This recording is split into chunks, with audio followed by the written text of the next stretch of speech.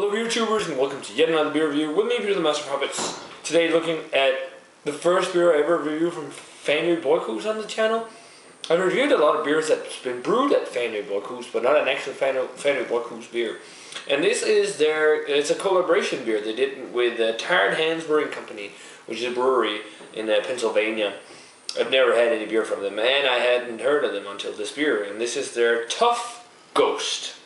It's a wild ale with 3 different strains of Brett, and it's a pretty interesting brew now.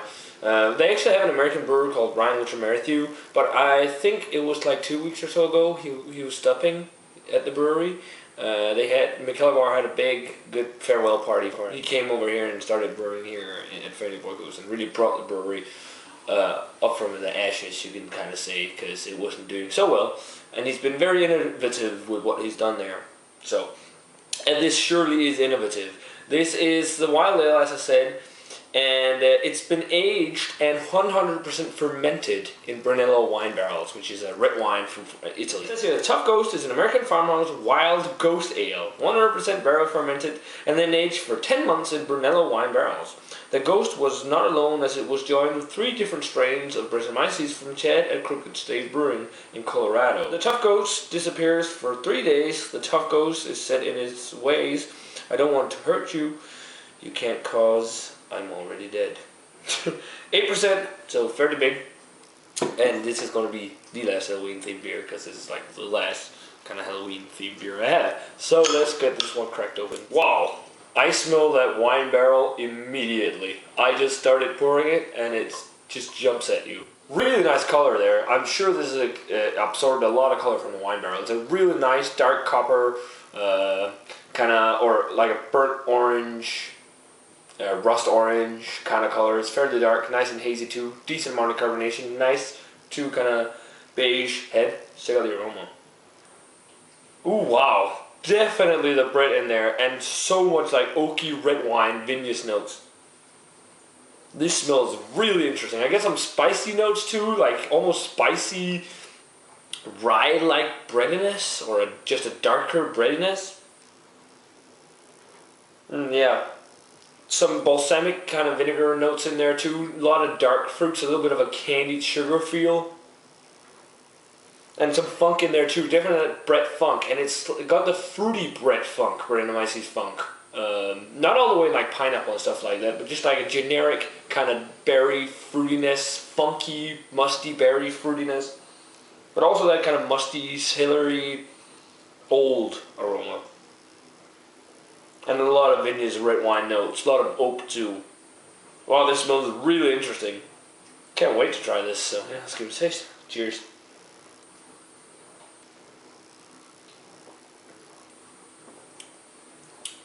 Wow, that is pretty tasty.